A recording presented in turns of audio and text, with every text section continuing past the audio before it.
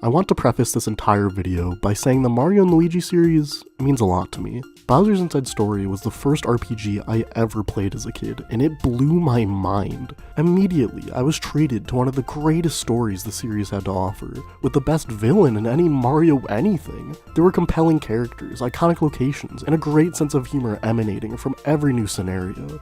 But it wasn't just the story, it was the gameplay too. It had a battle system that truly tested your reflexes, and an overworld just begging to be explored, both being accomplished through clever usage of Mario and Luigi together, creating a gimmick that's still loved to this day.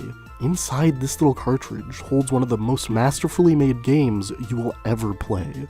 And, to my childhood surprise, this wasn't even their first rodeo. Superstar Saga, the progenitor of the entire series, is nearly just as good. Then you have Partners in Time, a game that I don't feel quite reaches those same heights, but was a fun time to explore despite its issues. Even Dream Team and Kind of Paper Jam, which are a lot more of divisive entries, are now remembered fondly in retrospect, mainly for having these essential Mario & Luigi traits at heart. Consistently good gameplay and consistently good writing. Those were always at the forefront. No matter what your favorite game might have been, one of them was sure to stick with you long after it was over. This series was truly something special, and all of this is what makes Brothership so bad.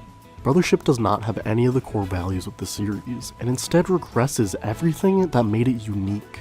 I wanted to love this game. I wanted this to be the grand return to the series we've been waiting for, but this is not a Mario & Luigi game.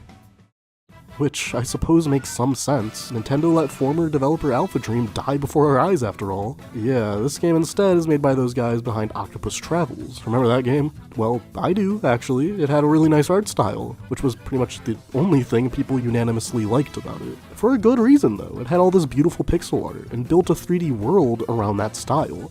It's a unique look that I think really paid off. The Mario & Luigi series is also known for its beautiful pixel art as well, so, of course, Brothership opts to look like the cheapest 3D game known to man. Okay, in some ways I don't mind it, Mario & Luigi look good enough, they have nice fluid animations. The real problem is everything else. These NPCs, man, they look like Minecraft Endeavor rejects, not Mario and Luigi characters. I will always be an advocate for Mario introducing different interesting species, but these just don't feel right. Like they belong in My Sims or something. And I don't think this is a fault of the character design, I think it's a fault of the art style. Or rather, lack thereof. Mario & Luigi have been adapted quite well based on the artwork the series has always been advertised with, and I would love for the entire game to follow suit. I think it's what they were trying to do. But then you look at someone like the Toads, and they're just toads with black outlines. They don't look like any artwork at all. What happened to the style here? Then you have the environments, which look okay, but what happened to all the watercolors that made those former illustrations pop? Everything that isn't Mario and Luigi just looks cheap. They don't look like they were derived from any artwork, they just look like generic 3D models. And this visual cheapness is seen all over this game. There are sharp edges around every object that should be round, there's low texture work all over the place, and characters move without any feeling of weight or consistency. Mario & Luigi used to look beautiful. These games had some of the best sprite art ever at the time, and they gave me a love for what this kind of graphical style could achieve. This is probably the best Bowser will ever look. That's my Bows. I was never a fan of these more polished pseudo 3D sprites Dream Team gave us, but it still felt like Mario & Luigi. The general art style was still intact, with the pillow people and these weird bird guys fitting right into the world. But now that we're in full 3D, it feels like something was lost in translation. They tried to keep the black outlines, and they sort of tried to maintain the same visual spirit, but it just doesn't look good, especially with these new outlet people. And even with the basic enemies, which we see all the time, they just feel cheap. Compare the detail between a basic enemy from Bowser's Inside Story to that of Brothership. Despite it being pixel art, this Goomba looks a lot more expressive, like you just want to touch it. This one, maybe take it to dinner first. I can understand wanting to use 3D models to create a game with a higher variety of animations. That is the power of this type of art style. It can lend to a lot of interesting scenarios. But they sure don't use that power here! NPCs often have animations such as walk, talk, and that's it. Oh, and also they look shocked sometimes, and it scares me. For a story-based game with a lot of talking, you'd think they try to give it a bit more of a visual flair here. I truly think they should have went with the Octopath style here. The team knows how to do it, so why not? Or you could make a game that actually looks hand-drawn, like the art they're so obviously trying to capitalize on. Man, I'm like a broken record these days. Nothing is worse than the animations during battles, though. Every single fight you have in this game places Mario and Luigi a strangely long distance away from the enemy. I think they did it to give room for these new attack animations, but once it's the enemy's turn to attack, they just snap to position. Just like that. Why? I cannot believe they kept this in the game, and it happens with every single enemy. Back in my day, enemies would walk up to you, like how they should. This is bafflingly bad, and it just looks unfinished. Maybe they did it to make the fights quicker, you know, so they wouldn't have to run into place every time, but it ends up feeling wrong every time I see it, which is a lot. And if speed was truly the problem trying to be solved with this, then they failed, because every battle takes so long to begin and end anyway. In the old games, you touch a guy, you see a cool animation, then boom, you're in. In Brothership, you touch a guy, there's an animation, then it loads, and then you're in. And then the fight ends, then it loads,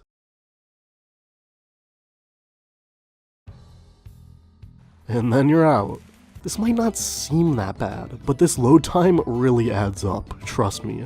And it's not like they're adverse to wasting your time in battles either. All this, just to not be attacked at all. Great, really great. Yep, that looks finished. But you want to know what really gets me about this change to full 3D?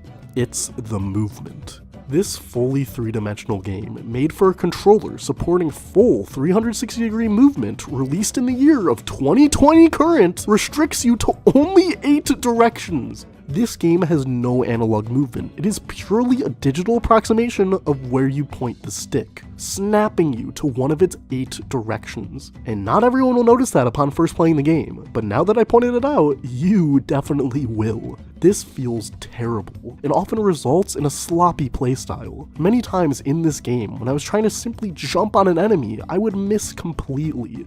And I mean, I'm working with only 8 options in a world that hosts 360 of them, so can you blame me? Maybe if they let you use the D-pad I would understand this. But no, of course not. What sense would that make? They needed to withhold those precious D-pad buttons from us for a very important game mechanic, known as...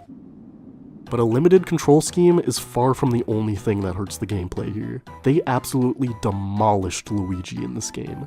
The title has always been Mario and Luigi, because you controlled both of them at all times. That was the gimmick. It's part of what made these games so unique. And to be fair, in battles, you still do control Luigi. Although, you don't press B anymore when menuing with him for some reason, which is an utterly stupid change, because you still do press it to attack, so it's just kind of awkward and makes me forget who I'm even controlling, but okay, whatever, the gist is that he's still here. But, in the overworld, you are not controlling Mario and Luigi. You are controlling Mario, with Luigi behaving entirely on his own. You don't move lined up anymore, you don't jump together anymore, he no longer really exists at all to enemies, he does his own thing. And you know what? I'm willing to give this gameplay change a chance. I'm fine with shaking up the formula to any long-running franchise like this. That is what I thought, until I got to this point in which I had to do the most simple platforming in the world, and the Luigi AI promptly failed, causing me to be dragged all the way back down with him, like an anchor to the floor.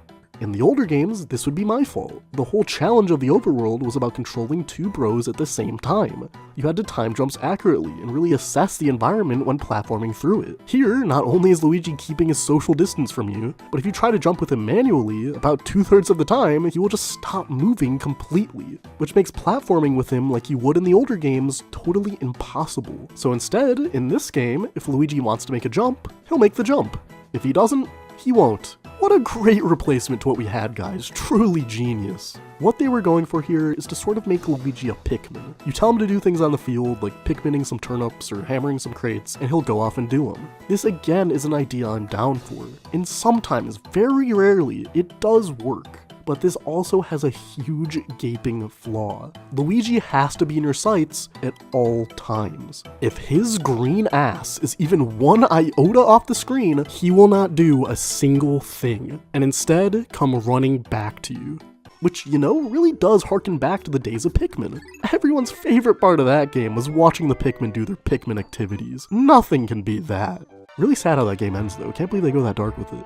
With this limitation in place, it means that any usage Luigi may have had is extremely confined. You're at the whim of the camera in this game, as there is no way to control it yourself. Even though this is a 3D game now, and it would make sense to be able to shift it around, and it's only a cool feature all of your contemporaries have, but okay, fine, whatever. At least the battle mechanics in this game are still pretty good, following pretty much the same blueprint as before, though with some worse variations. First of all, enemies now have health bars, which eliminates a lot of tension in the fights. Part of the fun was never knowing how close you were to defeating an enemy, and seeing them finally explode in that flash of light was one of the most satisfying feelings in the world. Now you can just look at their health bar, and that pressure is only deflated even more by the new hammer mechanics. Not only have they now simplified the base hammer attack, but they have also ruined how it functions as a counter attack as well. Back in the older games, if you had your hammer out for too long, the bros would get tired and drop it. It made you have to think about when exactly to pull it out and use it.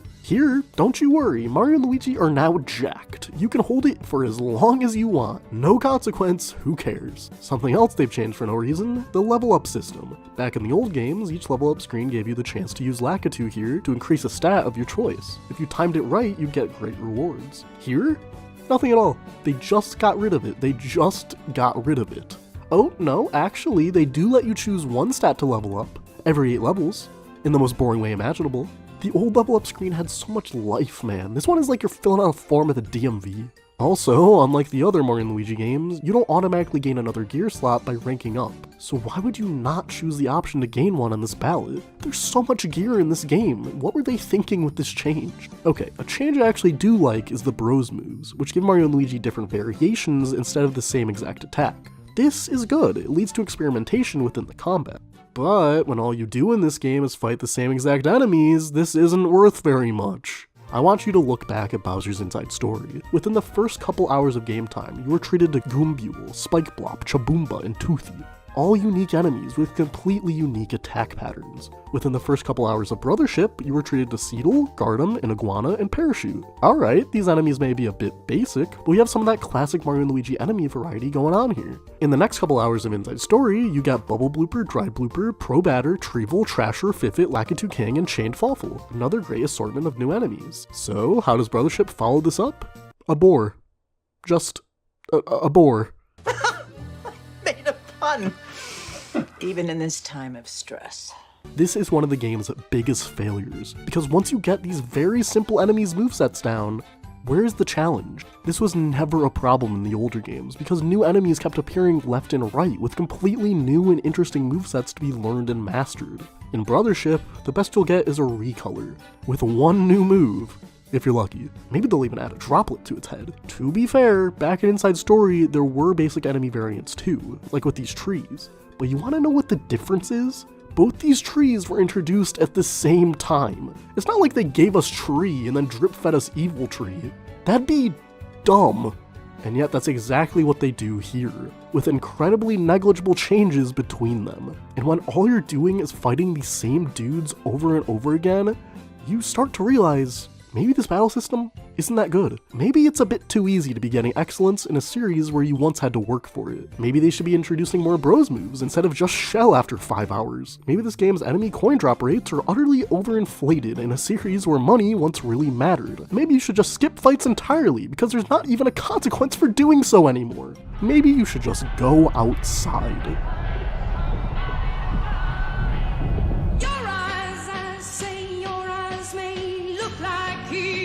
These are the places your mind starts to wander when you're given an RPG with a terrible story. Nothing happens in this game.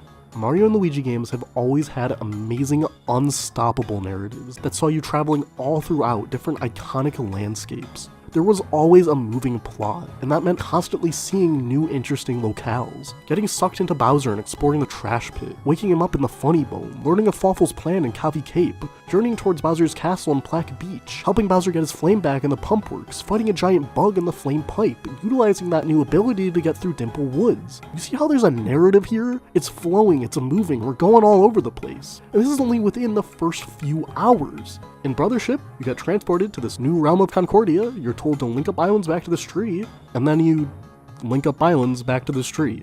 And what great new locations do you get to see during the first 6 hours of game time?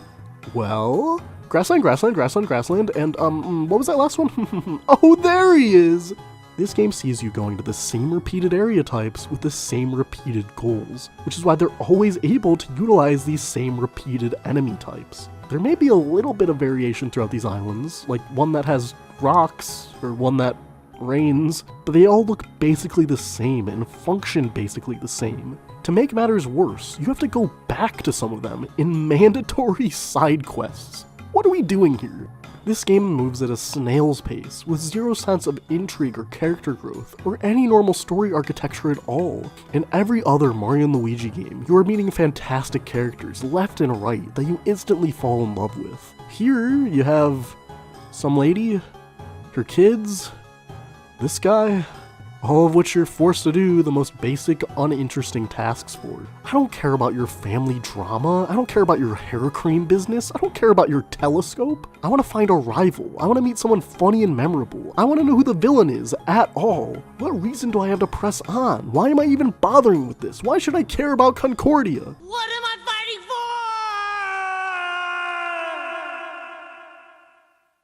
As a Mario & Luigi game, this is a failure. They have departed from almost everything that made this series so unique and interesting, and replaced it with nothing.